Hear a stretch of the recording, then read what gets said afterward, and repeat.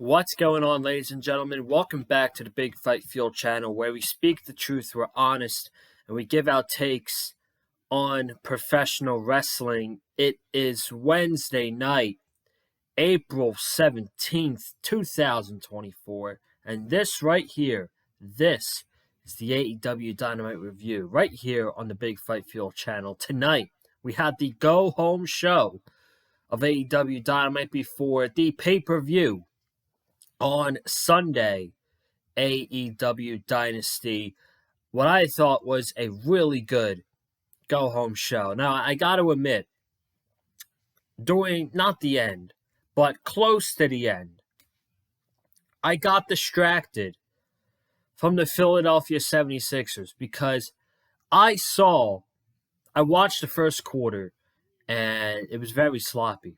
And then I'm watching Dynamite, because I'm reviewing this show tonight.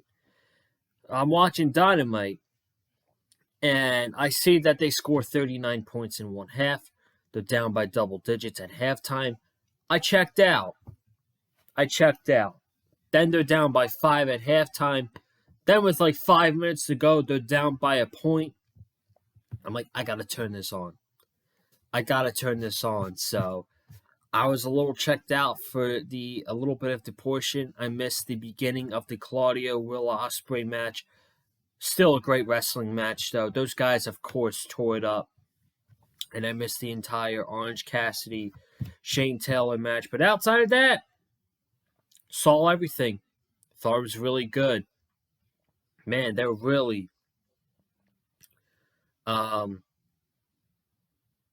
trying to get people to watch Collision on Saturday, because with the Elite and FTR and all that stuff, the match we're getting on Saturday, thought we were going to get tonight.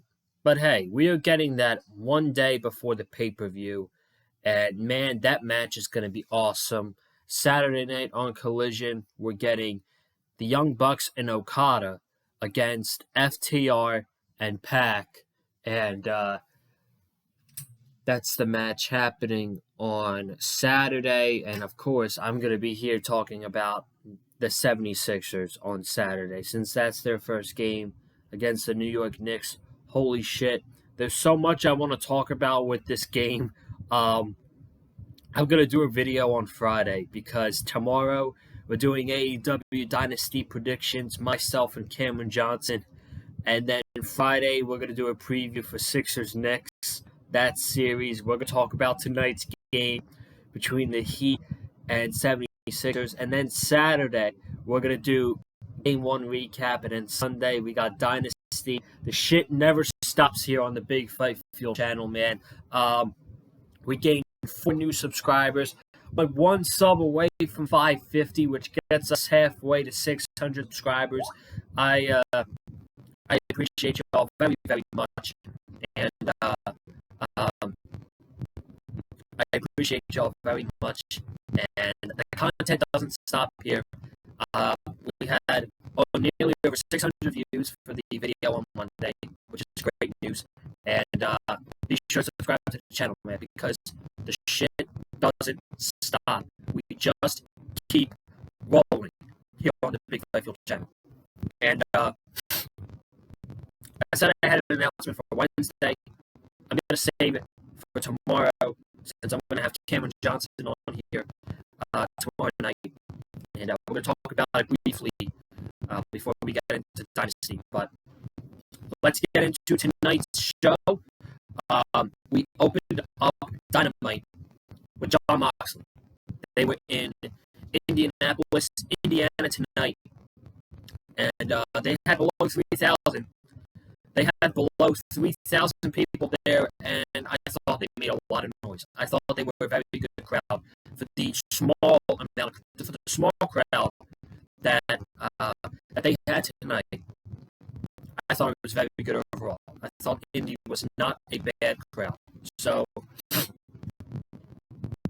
Moxley, he's the new Iwgp World Champion. He is the face of New Japan Pro Wrestling now. He defeated Tetsuya Naito at Windy City Riot in Chicago. Moxley. He talks about how he's been busting his ass for 5 years to get this championship. 5 years of blood, 5 years of frustration, and it all paid off. And he's going to defend it everywhere. He said he will defend it in America. He will defend it in Japan. And he does this whole spiel again about AEW. But then he moves his attention to the Don Callis family. And he mentions Powerhouse Hobbs and how he introduced Hobbs to AEW back in 2020 at Daly's Place. And he said, next week we're going back to Daly's Place. And I'm going to pick a fight with the Don Callis family. And if I'm going to pick a fight with them, I want the meanest, baddest son of a bitch in that family. And he called out Powerhouse Hobbs. And we're getting Powerhouse Hobbs versus Jon Moxley next week in Jacksonville on Dynamite. We then had Mercedes Moné in the backstage interview. We have the storyline going on with who attacked Mercedes Moné. I think it's going to be Chris Statlander. Then we went into the opening match. And the opening match of the night was Adam Copeland and Willow Nightingale against Julia Hart and Brody King, the House of Black. Willow got attacked in the back by supposedly Julia Hart. Supposedly. So for a little bit, this match was Copeland against Brody King, and they were doing some good stuff. They had some nice offense. And eventually, both guys are knocked down. Willow comes out, shoulders all bandaged up. She gets the tag from Copeland. She does a crossbody dive onto Brody King, and Julia Hart does not want to get in the ring with Willow Nightingale because she wants to protect herself on Sunday. Before we get to Sunday, the finish was Brody King and Copeland were fighting on the outside, and Julia, she took Brody King's chain that he wears down the ring, and he punches Brody, not Brody. She punches Willow right in the face, and she puts on her submission hold, and Willow tapped out. So Julia Hart got the win tonight. Does that mean Willow is going to get the win on Sunday? I don't know. I'm not spoiling my picks, because if you want my picks, you got to tune into tomorrow's video, man. Tune in to the Dynasty predictions if you want to hear my picks. So, the House of Black, they win that match. And then we get a sit-down interview with Samoa Joe. I was about to say Swerve for some reason. Samoa Joe, the AEW World Champion, sits down with Renee. Basically, the story of this interview was calling Swerve Strickland a choke artist. Every big championship opportunity that Swerve gets, he seems to come up a little bit short. And he's a choke artist. And on Sunday, it's going to be no different. So that's the story here, is Swerve is a choke artist. And Swerve gives his explanation in the final angle of the show, which we will get to. We had the Elite, that's Okada and the Young Bucks, and before that, we had an FTR video package. We were hyping up the FTR Young Bucks match in a video package, and the Young Bucks, they cut the FTR segment because they were like, we don't have enough time on the show for this. So FTR, we're going to cut your video package out, but we'll upload it to YouTube. So I thought that was fun. They then talked about their match tonight, and Okada said to Pac that you will not make it for the Dynasty after tonight. So that gets us to this match. Okada and the Bucks against Daniel Garcia, Penta, and Pac. This wasn't anything too crazy. It was a fun match, but this was really nothing out of the boundary here. My favorite spot of the match was Matt Jackson taking the microphone. When we get back from picture, Matt Jackson is cutting a promo while wrestling. And he gets the tag in, and he counters a suplex from Daniel Garcia. Then I think he gave him a super kick. And he starts talking trash while he's kicking the shit out of Daniel Garcia. And he's saying shit like, come on, Daniel, why did we sign you here to AEW? Is this all you got? Show me something. And Garcia proceeds to pick him up and give him a suplex. And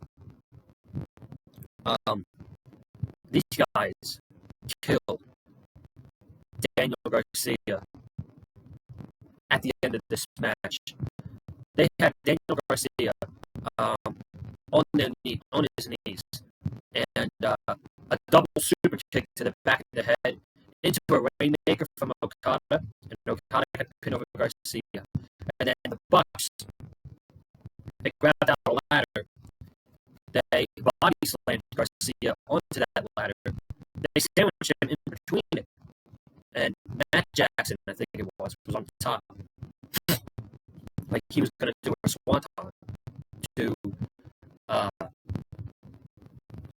Garcia, who was laying in between the ladder and Pac pushed.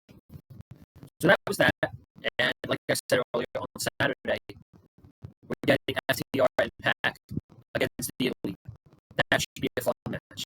That'll be a fun match. And I'll catch up on Collision after the Sixers game. So, then we move into hour 2. And Tony Khan starts hour 2 with Chris Jericho. You know, I'm seeing the internet. I know he's about to turn heel. He's probably going to turn heel on Sunday. But Chris Jericho legitimately has to go away. Absolutely nobody gives a shit about Chris Jericho. Yes, Chris Jericho is a legend. Yes, Chris Jericho has so many catchphrases. He can make so many gimmicks work. But in 2024, nobody cares. Nobody cares about Chris Jericho in 2024. But this segment, I actually liked. The fact that Taz was in this segment, I think added it for me. I think it was good for me. So Jericho is giving his respect to Taz. He's giving his respect to Hook. I don't know what fucking 40 nicknames he's given himself. I think he ended up. I think in this segment he called himself the influencer, and in this one he called himself the influencer, and he's telling Hook that, look, man, I can guide you through your career, and Hook just says no, flat out no, and Jericho's like, what was that again? And then Hook's just like demanding no. Like he's telling Jericho, no, fuck off. So Jericho gets all mad. He starts shoving Taz. He shoved Taz, which was really the best part of the segment, honestly. Was Jericho shoving Taz because that sent Hook over the edge. Like, you fuck with my father, man, I'm gonna fuck you up. And that's exactly the mindset I think Hook has. So, unfortunately, we could not get away from Chris Jericho because they are wrestling at the pay-per-view on Sunday night for the FCW title. Chris Jericho against Hook.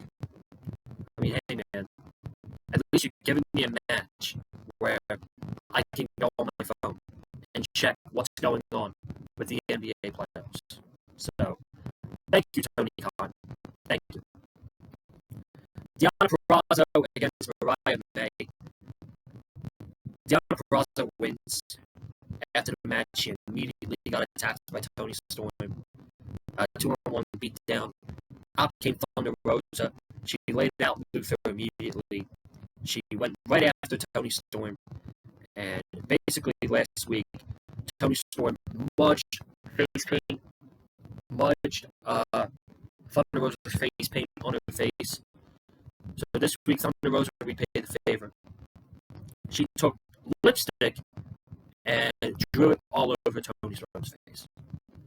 So, the one good thing about this build was the Thunder Rosa promo on Saturday on Collision.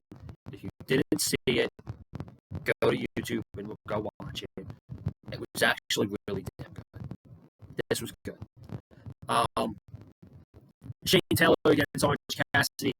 I really can't give you an insight on it because I was watching the Sixers game at the time. So let's go to Ospreay and Claudio. Ospreay and Claudio. This was basically the main event of the night. They had a great match. Of course. What do you expect? The best part of this, and I've never seen this before. Ospreay countered the swing. And Claudio, he had Ospreay in the swing, and Ospreay sat up, and he did a tornado DDT to Claudio. That was impressive. That was very, very impressive, man. So then, Ospreay, he goes for the Oscar cutter. He gets caught, knee to the face. Later on, he gets the corkscrew off the top. Claudio kicks it out, hitting the blade, and Ospreay pinned Claudio. Then after the match, Ospreay was pissed. Why was Ospreay pissed, you ask? Because the Don Callis family attacked Claudio after the match. And Ospreay was not happy. And this is giving signals that, hey, Don Callis is going to turn on Will Ospreay sooner rather than later. Moxley came out. He brawled with Powerhouse Hobbs. And it was announced on Saturday you're getting Danielson and Claudio against Takeshita and Kyle Fletcher in a bunkhouse brawl. So one day before Bryan Danielson wrestles Will Ospreay, probably what's going to be the match of the year, he's wrestling a bunkhouse brawl on Collision. Don't take Bryan Danielson for granted, folks. Please do not take him for granted. Then the closing segment. Then I'm going to get out of here. Swerve and Joe. Swerve and Joe. Swerve is out there. He's talking this shit. He's talking about why Joe called him a choke artist and how he is a changed man. He says, I am out here. Nana is out here. Get your sweet tooth big ass out here. All these security guards come down the ring to try to stop Samoa Joe. They are standing there. And while they are standing there, Swerve gets on the top rope. And he gives all of these schmucks the Swerve stomp off the top rope. That visual was beautiful. And then he brawled with Joe. Joe hit the muscle buster to end the brawl. Joe held up his world championship to end the show. I think you know what that means, folks. We are crowning Swerve Strickland on Sunday night. He's getting crowned. as a new AEW World Champion. I'm getting out of here. Thank you guys so much. Nice, quick, easy review tonight. 20 minutes. We're going to be here tomorrow night previewing AEW Dynasty. And I got Sixers content coming out Friday and Saturday as well. And Game 2 is on Monday. So the action doesn't stop right here. The Sixers playoffs are here. I'm here to break it down. Regular season was a grind because Joel Embiid was out. So it was very unmotivating to do Sixers content here this season. But we made it to the playoffs. That's what matters. I'm out. Thank you guys so much for tuning in. Be sure to subscribe. Comment down below your thoughts on tonight's episode of AEW Dynamite. Hit the like button if you like to hear from me. Follow me on Twitter, Colin_Joseph. I am out. I will see you tomorrow night with Cameron Johnson talking AEW Dynasty. I'm out. Peace.